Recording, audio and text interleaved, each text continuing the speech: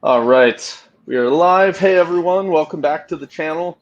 I've got another special guest today. This time we've got Kyle Beard, a friend of mine from work, and um, he went to the high school that I teach in actually, so we'll get into that a little bit. But we kind of power lifted through COVID together and have trained together throughout the years. He's moved on to Brazilian Jujitsu along with his powerlifting endeavors. So, um, I think he's going to be a great guest for you all to hear his story and how he's handling those. Kyle, do you want to share anything with the audience?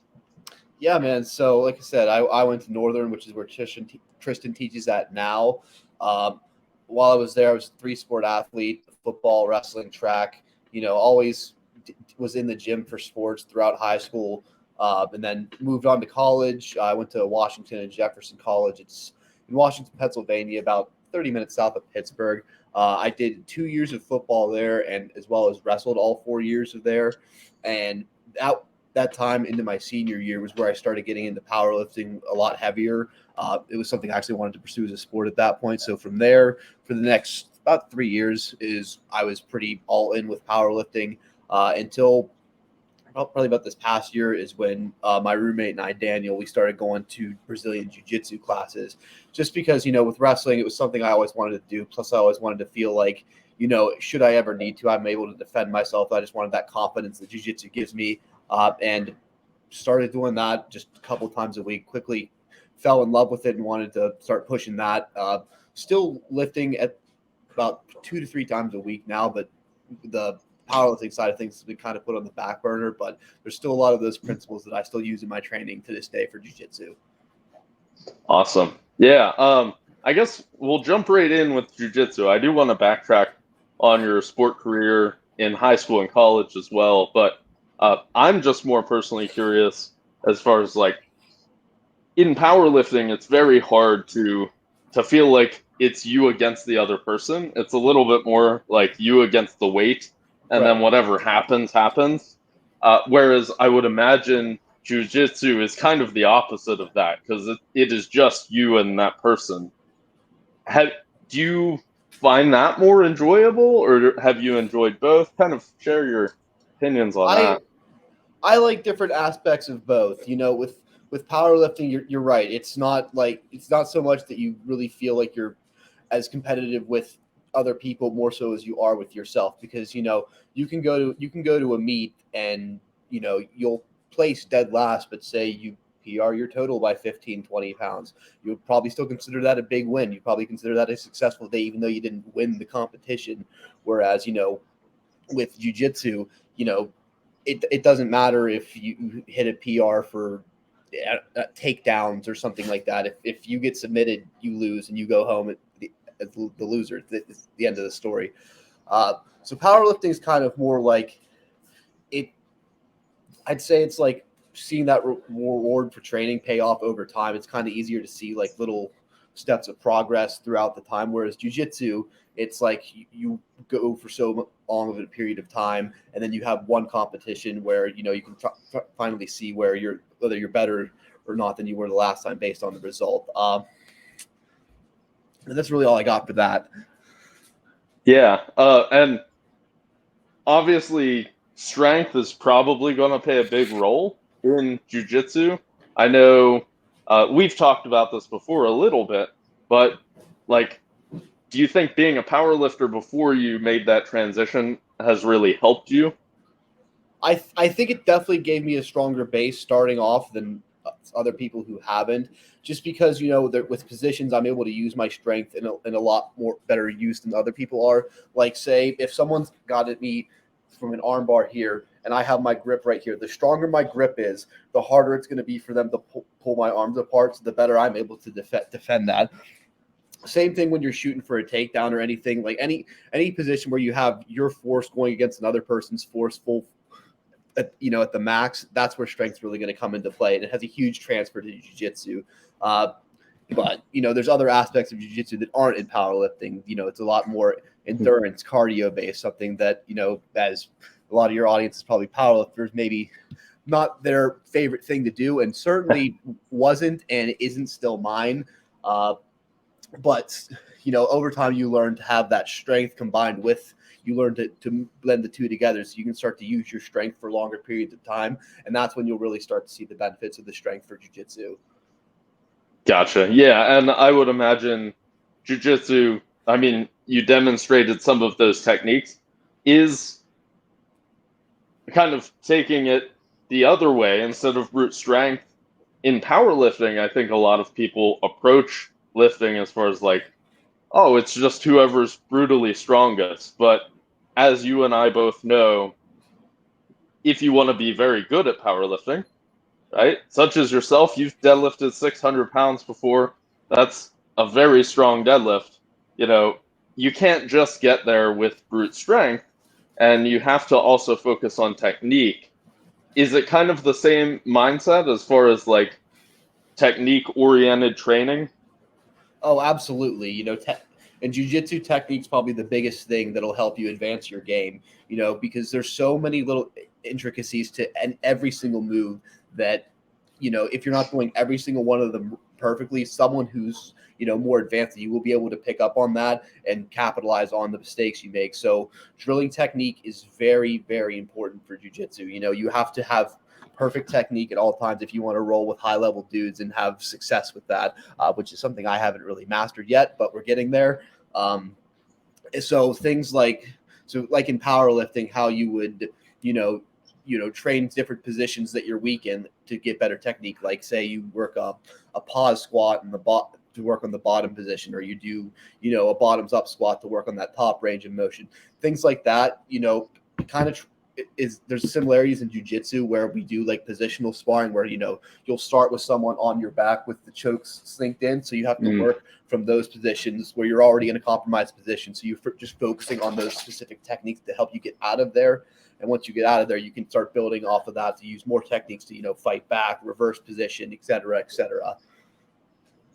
Yeah, yeah, and I wouldn't even have even thought about that because in my mind, and this is definitely very naive of me, but I imagine jujitsu practice just basically sparring the entire time and some cardio, which I, saying that out loud, I realize how ridiculous that sounds, but it's cool that you do the specific scenarios you kind of set up, like you said, in those disadvantaged places so that you're more prepared to get out of them. Yeah, and you So can look at yeah, it, that's really and you cool. can look, and you can also look at it like, you have your higher intensity days, like in powerlifting, where you're going, 90% plus. You have that high intensity. It's going to be very demanding on the body. Higher days. We have higher intensity days in jiu-jitsu where you're right. We do have days where it's just all rolling. You're live. You're just going live for the whole class period. And then there's days where maybe it's pulled back a little bit. The weight, the load's a little lighter. The intensity is a little lighter. We work on those techniques. We do a little bit more like that, just refining positions like that so you get more comfortable in them. So there's ways to look at them in the same lens like that. Yeah, and I kind of want to branch off here, and you're probably trying to think. You're probably the most athletic power lifter that I know and have trained with personally. No offense to anyone else, but you just have the resume behind it. And I want to start with like with jujitsu and making that pivot. And for the first part of time where you were training jujitsu, I can't remember how long it was. You were also training heavy with powerlifting. How did you manage the fatigue and balancing those two? So it was a lot of, really time management was the biggest thing. There was days where I'd have to wake up earlier to get a training session in, or sometimes, say I'd have to get some accessory work in at my lunch break at work and then go hit my main lift before I went to jiu-jitsu class.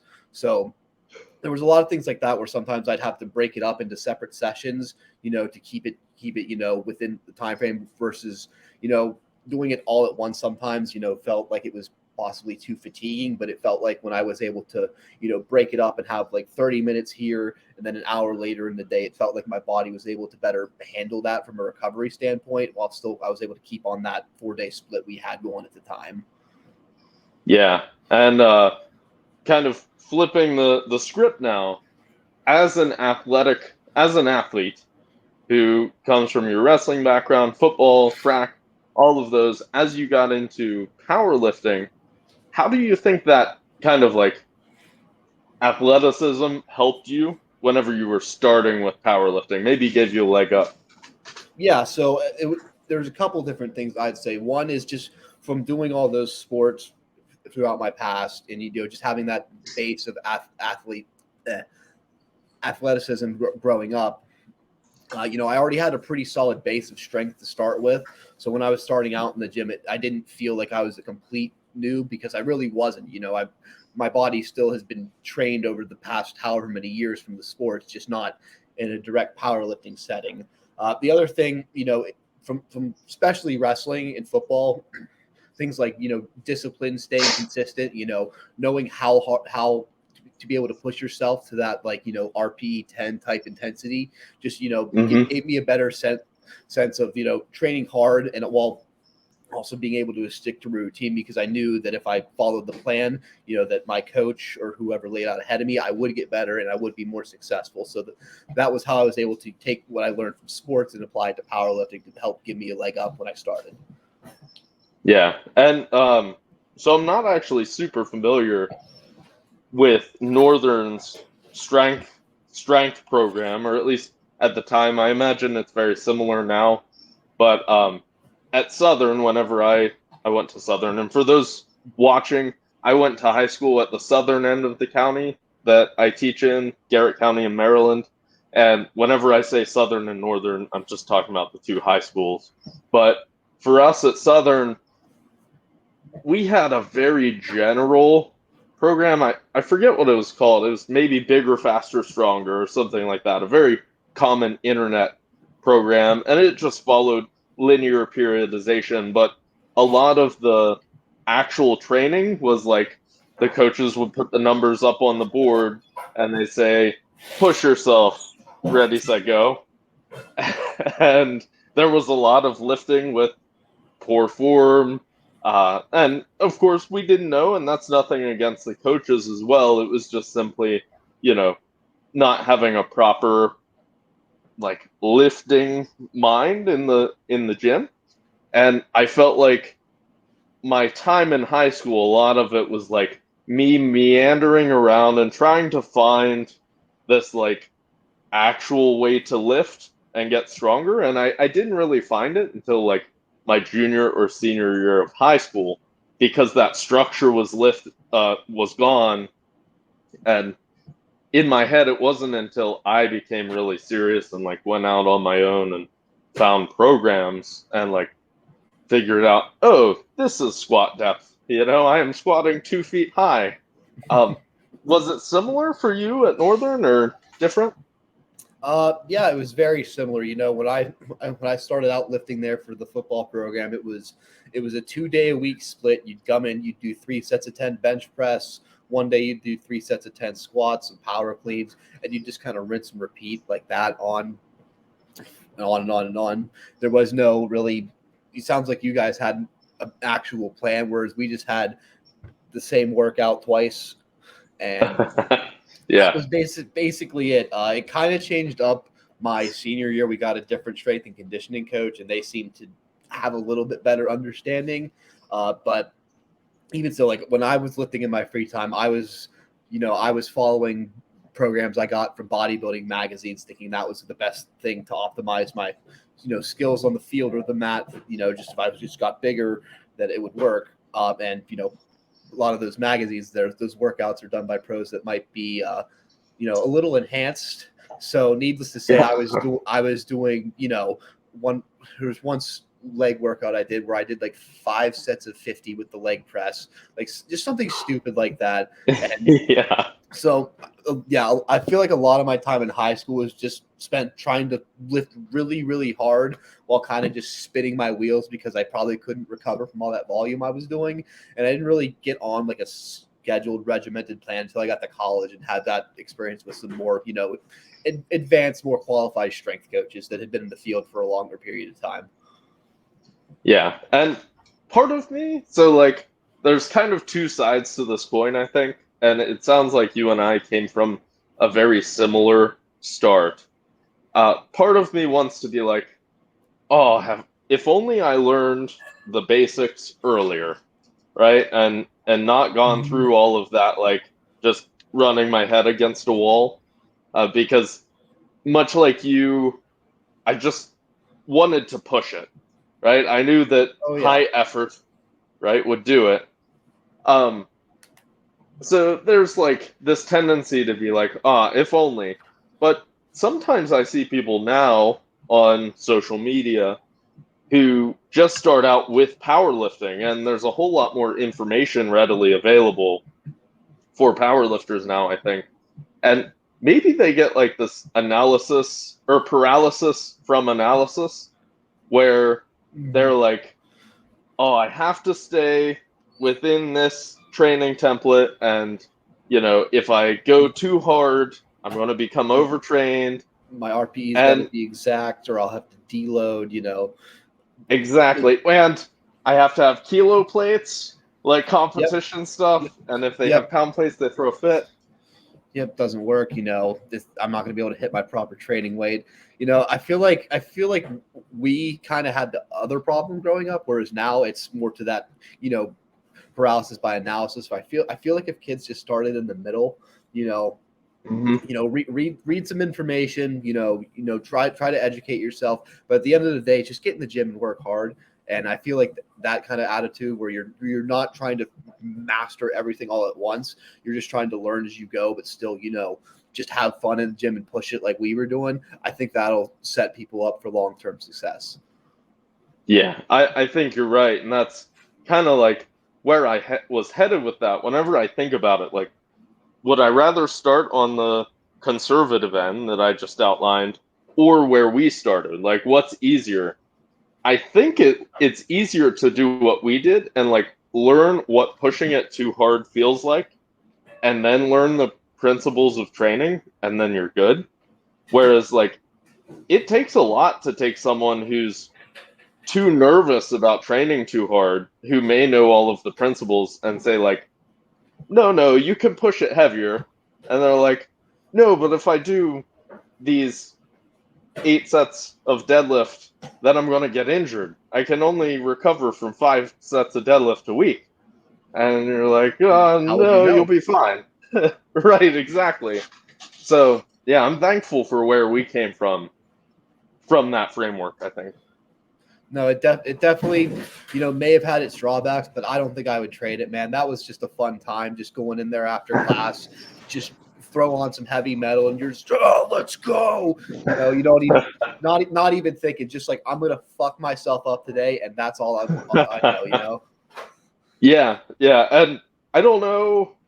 So when we worked together, so for those of you watching, Kyle and I kind of first met, even though we went to school in the same county. We first met working together at a restaurant called Ace's Run, and we were waiting tables. And at that point, like we weren't close friends. I would say we were more acquaintances, just coworkers. Acquaintances, work friends, yeah. Yeah. And I remember those days. I would work the swing shifts from like, what was it, 10:30 until 10 or 11 at night. And then Yep. I go to the gym at midnight and train until 3 or 4, rinse and repeat. What were you doing at the time as far as your training? So whenever I would work a swing shift, I would always go before work. I liked to get up early and start my day. Anytime I work a swing shift like that, 10, 12-hour days, something rough like that. The last thing I want to do after that is go to the gym. So, props to you for doing that, man. You're a better man than me. I had an easier time, just dragging my ass out of bed early in the morning. I could just, wake up probably 5:30, 6 a.m. If the shift was at 10:30, have pre-workout beside my bed, slam it, go straight to the gym, train, and then shower at the gym off the work. And I usually wake up enough time to get me breakfast because I knew that during the day, you know how it gets, especially in the summer. you're moving around. Oh, yes. So I'd always make sure to eat a lot for breakfast those times. And I feel like that kind of helped power me through because I was able to, get most of my calories in still, even though we're the server life. It's pretty hectic at times. Mm-hmm. Yeah, for sure. And no, I'll say it right back at you. I mean, just as many props to you for waking up early, because to me, midnight to 3 sounds way better than like 5 to 8 or whatever the time frame might have been. So it's just interesting. We took those two approaches, and I think it connects to what we just talked about. Neither of those are probably optimal because, like, in my head, why I would train late, I would be like, well, I can at least get all of my calories for the day behind me before I go to the gym. Mm-hmm. Whereas if I woke up early, there's no calories behind you, but you have sleep right behind you. So, like, there's two different ways to optimize it, but neither way is the optimal way of training. But we kind of made it work. But it's still better than not training at all, Yeah, that's exactly right. And then once we ended up getting more stable jobs, by stable, I just mean consistent work hours. Yep. Mm-hmm. You can flip that switch and you're like, oh, training is so much better when it's like during normal hours. The normal time of day, yeah. Yeah. Okay, so kind of going back to adverse training conditions. I think you know where this is going to go. We had our lockdowns during COVID in 2020, and I'm trying to remember, when was your first powerlifting meet? Was it in 2019 sometime? Yes, it was in the summer of 2019, and then we started my senior year that year. Yeah. Okay. 20, yes.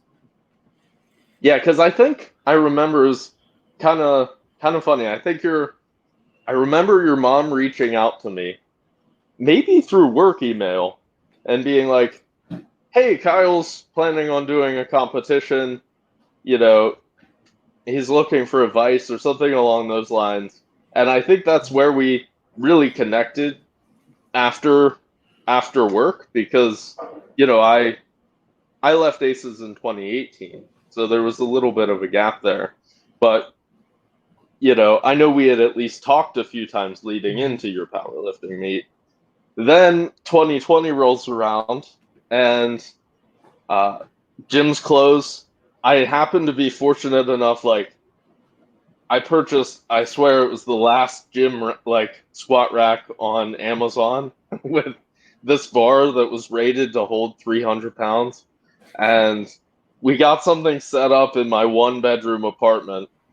And just to paint a picture for the audience, and you can corroborate this, it was literally a living room, and then I had the couch, and in front of the couch where like a TV would normally be, we had the squat rack and a bench, and then next to that we had 2 fish tanks. One of them is behind me here, which every time we lifted, okay, and I think you and I are both very good at staying within our range of capabilities, so I wasn't too worried about that. But, sometimes people pushed it a little hard in there, and I was like, oh God, if we take out the fish tank. And then we have the kitchen all in that one room. Everything kind we of need. talk about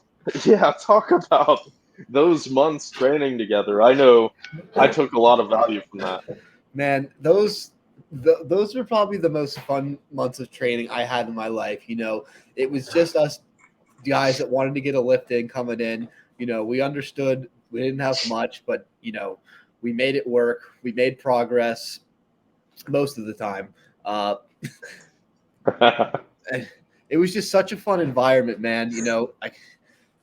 It was just guys being dudes. You know what I mean? Like we were all there. We all had the same purpose. We all wanted to push each other. We all wanted each other to get better. We all wanted the best for Bob. It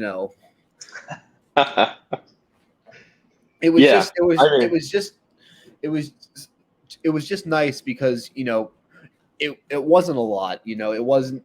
It was quite literally the bare minimum of stuff we could have and still train as powerlifters. But at the same time, that lack of variety allowed us to just flip off the switch and just kind of take it back to that high school period of time, where you just get in there, train hard, definitely a little more refined than our high school years for sure. We're not cranking out 15 sets of 20 or anything ridiculous like that, but when it was time to push it, we were able to push it, and having those people there, cheering you on, the back slaps from you that could, probably kill a small deer or something like that. It was just a lot of fun, man. Just fun, simple, hard training in a, not optimal, but fun environment. Yeah, I agree. Whenever I think about it, it's like a little surreal now because like we've pretty much like everything's back to normal, back to training in the gym. It's been a couple years at this point. And then like I think back to that just block of time and it reminds me of a movie or something because you're in the middle of lockdowns, there's work from home happening, but you don't really know what's going on with the world. But the one thing that's consistent is we would all come in like 4 days out of the week or whatever it was and just lift weights. And like you said, we made do with what we had. It wasn't the best squat rack, wasn't the best bar. We had like the old iron plates and just to like, my favorite memories are walking the bar down to the parking lot. Like for everyone listening, I lived up on an apartment that was like ground level, fortunately, because we could at least squat and things like that and not worry about the floor giving out. I remember the first day I set it up, and this was before you came in. I put it in my bedroom because it was a 2-room apartment, and it was on a hill. So the first room was ground floor, and the second room was second floor with the laundry room below it. And I had the squat rack set up back there, like next to my bed. I was like, oh, this will be a good spot. That way it's not by the fish tanks. And I just remember starting a like training session and having like 300 or 400 pounds on the bar. And I would squat and I would feel the floor go like this whenever I went up. And I was like, oh no. Oh, no. Yeah, that was a big no. So moved it back in, but with it being an apartment and my landlord living right above the apartment, we couldn't deadlift inside. And so we would walk the bar like outside and go down that hill I talked about into a gravel parking lot and deadlift out there. We carry all the 45s out. And I just remember training sessions where it's like raining on us. I'm pretty sure it like snowed at one point. Mm-hmm. It was like what, April or something, and we were getting snowed on. We had to Yep. dig out little footprints in the gravel where we could plant our feet properly. It probably wasn't even a level surface. We were probably deadlifting on an incline the whole time. Oh, for sure. Yeah. And, we were just talking about people being afraid to lift in not ideal circumstances. That was the epitome of like just making do with what you had. You're lifting in a gravel parking lot or in this 1-room apartment. Not to mention all the looks we'd get from your neighbors, like, what the hell are these guys? Yeah, exactly. And I forgot about this till right now, but it would get so hot in that apartment because there was no AC. We had a fan, and that was it. Yeah. Yeah. And 4 guys. I don't think we've made that clear at this point. It was you, me, and then shout out to Keith Oschlager and Logan Howlett also training with us. So it was 4 people, and as like pretty serious lifters, like Keith's a 120 as well. I'm a 120. you're a bigger guy, and then Logan as well. It's just all the body radiating. Definitely got it nice and sauna-y in there. Definitely Yeah. got to sweat out a few extra calories for sure. Yeah, no doubt. And I have no idea how I got my security deposit back from that apartment because there were just marks on the wall from like, putting weights on and scuffing the wall or, whatever. Even dropping it on the floor, yeah. But hey, your landlord liked you, so I think he might let you off a little. That's true. Yeah, well, watch out for me. I was there for like 3 years, so maybe they were like, we can call this everyday wear and tear. Why 3 years of use. not? Shout out to Bill if you're watching. You're definitely not, but oh man, yeah, those were some good times. And sometimes I think back, I do have to give a shout out because you mentioned Bob. Bob is no longer with us, but he was the puffer fish RP. that was in this tank. Yes, rest in peace. And we called the gym Bob's Power Gym because he would be the life of the party while we were lifting. Feed him crabs as motivation. I forgot about that. Yeah. Yeah. Some of these guys are still around. The orange guys, I think, were all in there for the Power Gym days. The OGs. Yep, the OGs. But yeah. So that was a crazy year, and I'm trying to think timeline wise. You competed in 2021. I know that at the Viking gym. Mm-hmm. Did you have another competition in between there, or was everything pretty much shut down at that point?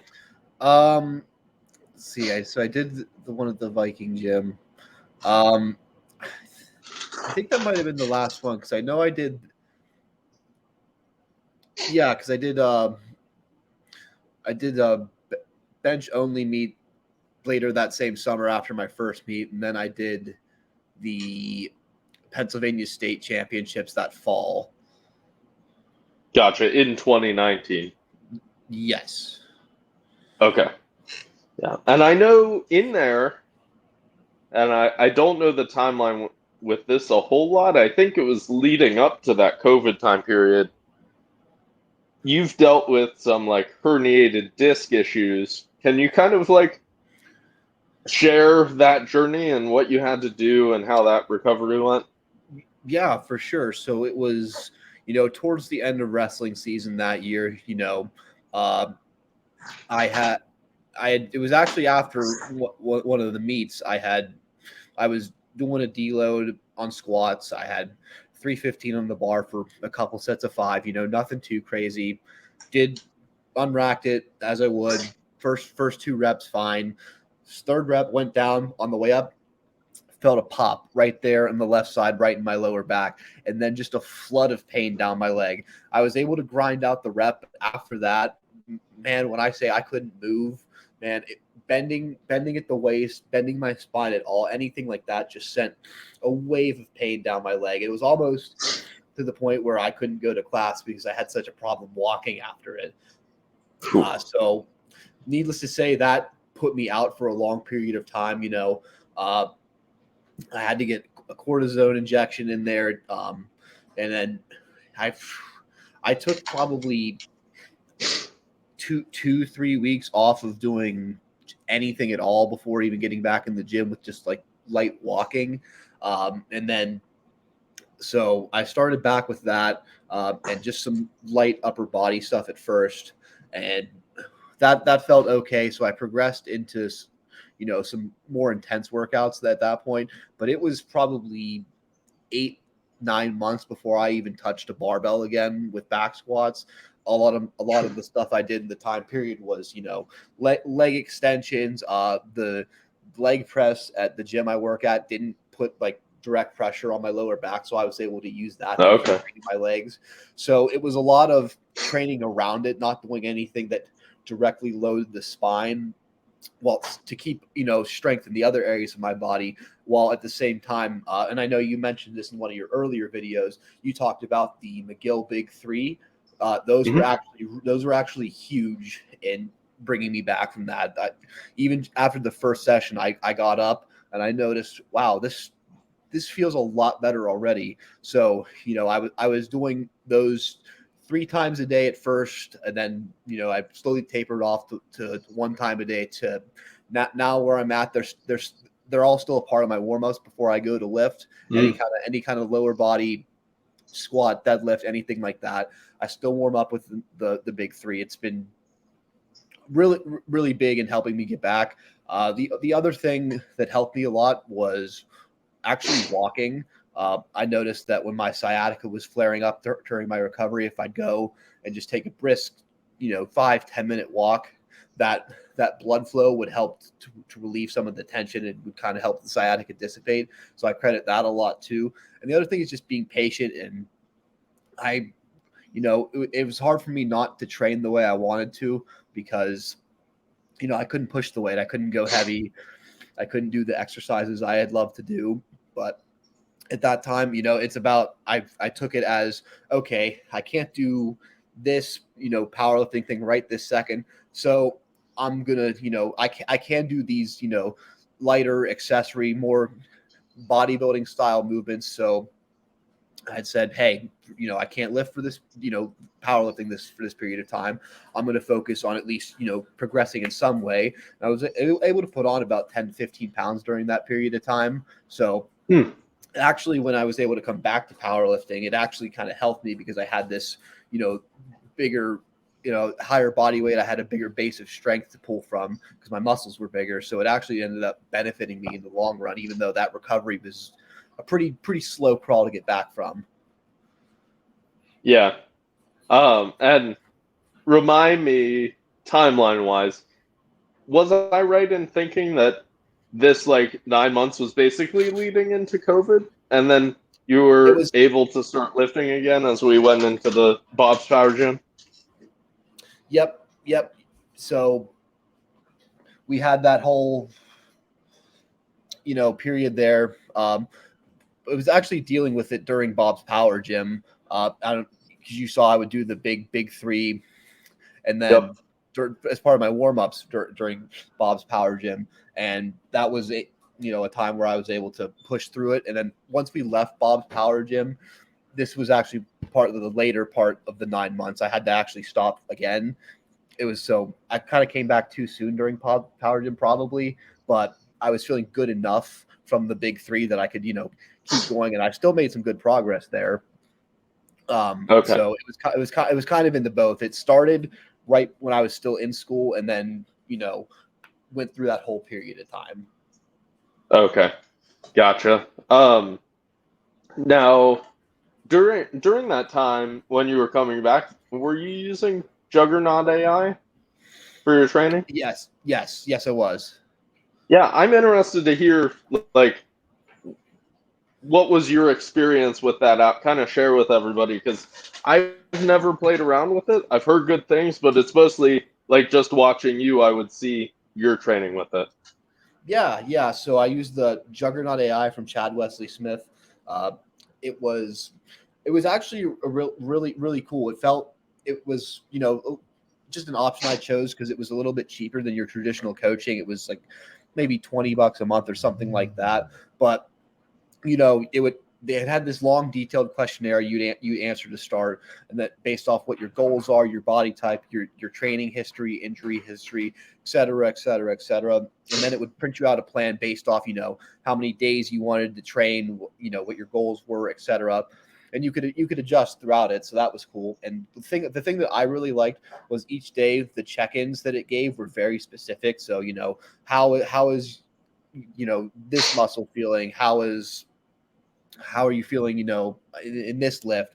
And you'd give each lift an RPE scale based off how you were feeling. And then it would adjust based off how you were feeling before you went into the session, it would adjust the weight and load for that session according to how you felt at that exact time. So it wasn't just like a set number for the whole week. If say you pushed it too hard on Monday, then you came in for Tuesday's training, you said you're feeling a little beat down, you're feeling tired, sore, you could actually let it know that, and it would scale your training back, so you would still be able to train consistently for the 4 days or however many days you wanted to.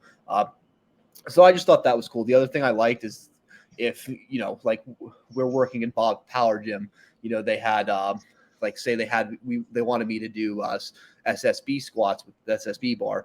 Obviously, not something we could do, no problem, because you could click on the side of the button or the side of the exercise there, and down it would drop with a full list of alternatives of exercises that you could do to still kind of hit that target musculature or achieve the same kind of goal that you had for squatting with it without actually having that equipment there. So it helped tremendously with, the lack of equipment we had. I was able to find exercises to fit into the program to still make it work. And then it just, helped me with the recovery, because it took that into consideration, not just for the whole week, but for each workout individually. Okay. Yeah. So it reminds me of like auto regulation, where you're regulating how well things are going, but like with the help of, I guess I'll just call it AI. That's a buzzword right now, but like the help of a system that will manage the weights for you instead of you picking like, oh, I need to scale it back 10 pounds or whatever. It would choose the percentage. Exactly. Cool. And how long did you run that? I know you were using it the duration that we trained together, I think. Yeah, so I used it for probably 6 months. Nice. Yeah, so that's certainly long enough to formulate an opinion from it. Opinion on it, I guess I should say. Cool. Now, how about diet? Do you count your calories? Do you count macros? What's your kind of opinion on that? So I understand that if I wanted to, have my physique look a certain way, I should probably be a little more strict with this. I don't count calories or anything like that. Really, the only macronutrient I follow is on a consistent basis is protein. I try to hit, at least a gram of protein per pound of body weight every single day. And then the only other changes I'll have were if I know I have a hard training day, or I have like lifting in the morning, jujitsu in the evening, then, I'm going to make sure to add in extra carbs to make up for that, extra workload. And then on a day that I'm resting, maybe I'll scale back the carbs a little bit, but I don't have like a number in my head. I just kind of eyeball those things while keeping the protein high. And so far, it seems to be working pretty good for my performance. Everything seems to still be progressing very well. Yeah, and like I asked that because I just started back again the RP Renaissance Periodization Dieting app. This week was my first week back on it, but the last time that I used it was during that COVID period, and I was really strict with it. And kind of my personal problem is I'm very like all or nothing. So if I have this app that's telling me what to eat, I'm like, I have to hit everything to a T, or I'm just not doing it at all, and I'll eat by feel, which is how I've trained most of my life, is just exactly what you just described. Hit the protein that I know I need, a gram per pound of body weight, and then like everything else is pretty much just like I know what kind of carb foods are. So if before a big training day, I'll just eat breads or pasta or rice or something like that. And I know what's kind of fatty, so and I just go by feel a lot, like you said. With the app, I'm trying this time around to find that balance, and it's going to be tough for me of like generally following it, and making sure I get the protein and like doing the meal timing. But if I go out and eat and go way off my macros, it's going to be okay. And I just start it back the next day. So yeah, I was curious, kind of your thoughts. It sounds like we are very similar as far as the way we've handled that throughout our life. I feel like most powerlifters you encounter are going to be that way, just because we're not in a physique sport. So how we look doesn't matter, as Mhm. as long as your performance on the mat, or the platform is there. Then hey, if you ate 5 Big Macs from McDonald's the night before but hit a squat PR, that's still a win in powerlifting. Yeah, Bloat that's be damned. true. And what's that? I said bloat be damned. Yeah, you got to fill out the belt, bro. That's right. Get those optimal leverages. Every No, I pound. was definitely, I was a proponent of the uh, basically eat whatever to fit the calories. For the first, uh, I stopped being like that in 2020 because I had a health issue. So the first 6 years or so of my powerlifting competing career, and then in 2020, I had a blood pressure issue. Kind of a long story, but I had this weird incident where, uh, to this day, it's the craziest thing that's ever happened to me.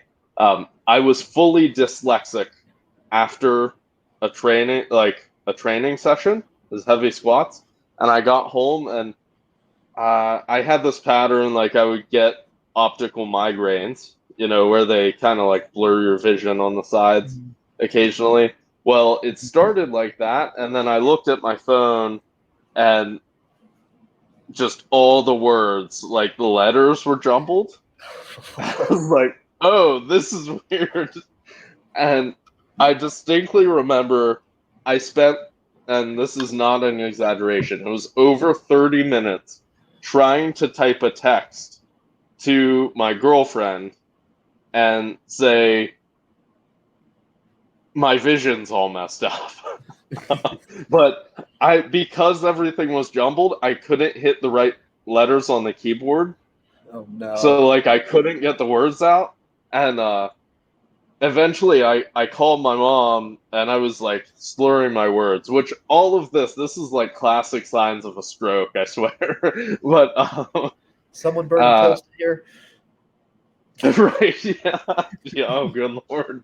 Yeah, but I long story short, after about 45 minutes, it just like subsided like an optical migraine would have, and I was totally fine. But I went and I got a CAT scan and an MRI just to like check my brain out. And the only thing they could come up with was like, oh, your blood pressure's a little high. And it was probably around like 149 over 90, which in the grand scheme of things, compared to some people with high blood pressure, it's not the worst. But with the heavy lifting, I think it just like took something already high and shot it up to a probably not good level. Probably in that moment of training, yeah. Yeah. Um, so it was in that moment I kind of had that switch and I was like, wait a second, because they prescribed me with blood pressure medication. And I was like, no, no, no, I'm 23. Like, I'm not going to do blood pressure meds. I'll just fix my diet.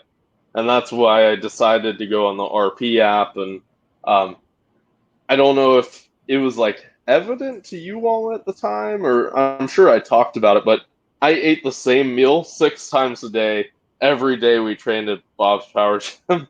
It was turkey, rice, spinach, and the Cheez-Its, the Cheez-It grooves. The cheese and grooves. The secret. Yeah, the That was the best. secret. The Any- most Anyone, anabolic Cheez-Its. for anyone out there watching, that's an insider tip right there. Yes. Not sponsored, by the way. Cheez-Its, if you're listening, you can throw something our way. Hit us up. Yeah, but so that was personally where I pivoted. And then after lockdowns were over, that like really rigid eating 6 times a day just wasn't viable for Mhm. me. So I like relaxed out. My my blood pressure did go back to normal levels. So like even to this day, I sit around like 120/80, which I know that 80 is a little bit higher, but generally pretty good. And I haven't had those issues. And I never took the blood pressure meds. So I guess high five for that. But yeah, but I went back to relax, but I didn't go back to eating as poorly as I had been. You know, my meals at school were kept pretty consistent at like canned chicken or tuna with like saltines or something like that, which is a lot better than a Big Mac, I suppose. Yeah, and I think that's the thing is when you are eating more intrinsically, as long as you're getting most of your calories from quality whole food sources, I think you're going to be okay. You don't have to be super strict as long as like you're eating rice and potatoes over like a lot of like bread or other like refined carbs, things like that. As long as like you keep what you're putting into your body consistent and clean, you're probably going to have a successful time eating intrinsically. Yeah, I would agree with that. And I'm one of those people, I could eat the same thing every meal, like every day of my life and be okay. Um, Natalie, my girlfriend, does not go for that. So I basically just say, all right, you have autonomy to have one different meal, dinners throughout the week. I'm like, okay, we'll switch it up, and either of us will make dinner, and it's fine. But if it were up to me, I'd eat chicken and rice every day, I think. Hey man, all reliable. Yep, can't go wrong, right? But I'm not gonna keep you too much longer. The last thing that I did want to ask you about before we got off of here was Sure.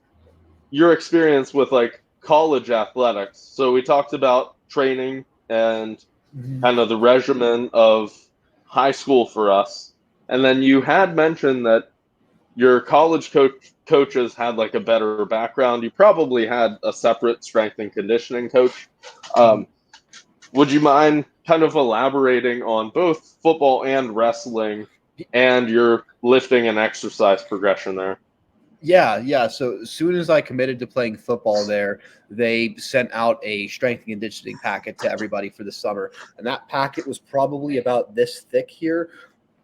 And it contained a lifting plan, a cardio plan, agility training plan, and it broke down everything piece by piece. Your weights are going to start at this at like here, you're going to work your way up to this percentage and then go back down. You're going to run this many drills today in this formation that had like the cone drills and everything.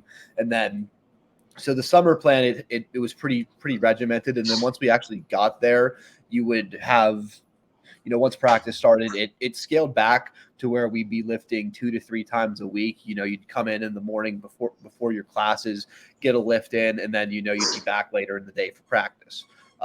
Wrestling, the conditioning was a lot more like on the mat. We actually had a little weight room in the wrestling room there. So like we'd have a practice. So, we'd have practice, and then at the end of it, we'd do like a conditioning circuit with like a lighter weight, but still enough to like get the burn going. But that would be paired with more like traditional like cardio, like sprints. We had the battle ropes in there, so it was definitely you could definitely tell it was more like kind of powerlifting focused with the football program, because you had more your basic squats, deadlifts, you throw a few power cleans in there maybe. And then with the wrestling, it definitely was more of like a more hybrid kind of, wrestling's a combat sport, so it's one of those things where you have to be at least somewhat competent at everything. So the training had to kind of match that. And same thing with the schedule was lift in the morning, practice in the evening. So it was a lot to handle at once, but it was, structured properly to where I felt like I could do it, Yeah. And whenever you say like you had to be able to handle everything with wrestling? Was it more like you had to be strong in all these different positions rather than just the few select positions of maybe football? Yeah, exactly. You had to be strong in all these different positions. And then the one thing they really wanted to drill home with wrestling is you had to be able to produce force power even when your cardio is gassed, when you're dog tired, at the end of a match, you still need to be able to explode with maximum force to get a takedown or to secure a position or something like that. So it was a lot of where you'd get your cardio done first, you'd already be gassed, and then you'd go into lifting, explosive power, plyometrics, things like that. Yeah, so not nearly as much barbell lifts, a little more like calisthenic Yes. oriented. Yeah. Yes. Okay, Yes, for sure. cool. And I do have to ask this because I have my old roommate Jeff on last week, and we talked a little bit about like depth and the controversy of like, do athletes need to squat to depth? And of course, I'm very opinionated on that, but um, were your coaches stringent as far as like hitting proper depth on, say, a squat, or not so much? So, by your standards, probably not. But everybody at least got to where their legs were parallel to the ground. So you wouldn't be getting to that deep powerlifting depth, but you were still getting down to that, where your bottoms of your legs are hitting 90 degrees. So at least in that aspect, it was pretty consistent. The standard was consistent. It may just not be as strict as you would find in a powerlifting or other kind of weightlifting scenario like that. Gotcha. But you were closely monitored at least to have everyone to that standard. Yeah, it wasn't like high school where it was just like, all right, you're gonna go down and up, get in there, and then you'd have kids Yeah. squatting, like doing one of those numbers. Yeah, my favorite, and not to rag on the old football coaches too much. Okay, shout out to my dad. He was the head football coach. So, but like, and this wasn't him. I'm not talking about him, but I specifically remember there's like they would do this thing whenever we maxed out where they'd just yell up whenever you got to depth or whatever. But the problem with that system is uh, when the coach is emotionally invested in the lifter or the player getting it, and they want the player to succeed more than they want proper technique, it would just be like squats would get higher and higher, and you get higher and higher up commands as the weight went up. And I just remember being like, no. So, um, thinking about what you were saying, maybe higher than what I would consider like a proper squat depth. But I think as long as you're keeping the training consistent, like you said with your coaches, then that probably paid off just as well if you could linearly progress through that. For sure. And like with like sport specific training like that, it's especially with football, it's not very often you're going to find yourself in that deep squat position. You are kind of more in a partial squat starting out, so sometimes it's kind of it translates better in that regard. Yeah, that was because Jeff also he coaches college football as well, and I think he gets that side. And usually that's the argument that you get from strength coaches. My opposing view that I'll push back a little bit with that is, and it was because it happened to me. Mhm. So like in high school, I was squatting high. Um, I would probably call it egregiously high, but it was probably like hamstring 90 degrees kind of. Um, but whenever I got to the season, I got folded up and pulled a hamstring. It was a mild tear, but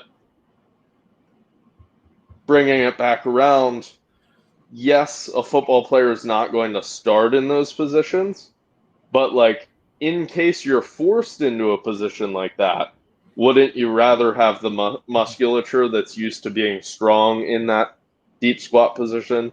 And I know there's no right or wrong answer because there's just as many people who will, would argue that. But I would just say, let's get strong deeper, and then like you're going to have to use less weight, but you'll still be strong. But yeah, I think that's a valid argument as well to say, hey, a football player is not having the squat to powerlifting depth.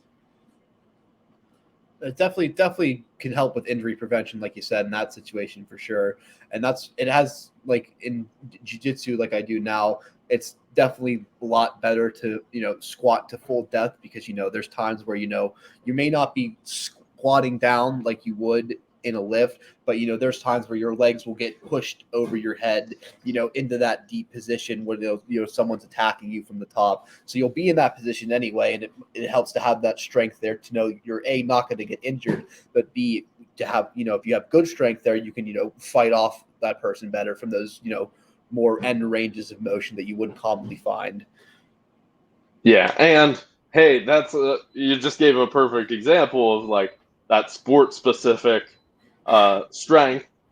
I just gave the argument, a football player should squat a little deeper than hamstrings to 90 degrees.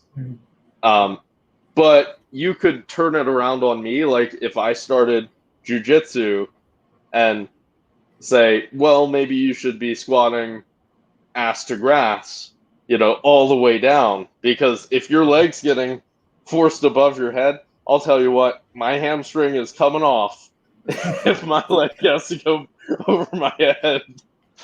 So, yeah. Even, I would say I squat relatively deep, but I don't squat that deep. No, you definitely get all the way down there sometimes for sure in jiu-jitsu. It's a very flexibility lends itself well to that sport for sure, which is something that coming from this powerlifting background, I do not have in spades. So that's been something I've had to adjust to since I started. Yeah, that's a good point. You've got the strength, but the flexibility might be a little bit lacking. Do you stretch, or how have you approached that? Yeah, so I do probably 10 to 15 minutes of stretching a day, just working through, deep squats, internal, external hip rotations. Same thing with my shoulders, trying to internally and externally rotate them, to get them into better positions because my shoulders are pretty tight still from powerlifting. My hip mobility has gotten a lot better, but I've just same thing with lifting, just staying consistent with it, trying to progress, how deep I can hit the stretches at times has been helpful, and just approaching it like that way, still kind of giving it that same structured mentality you would as you're training as well.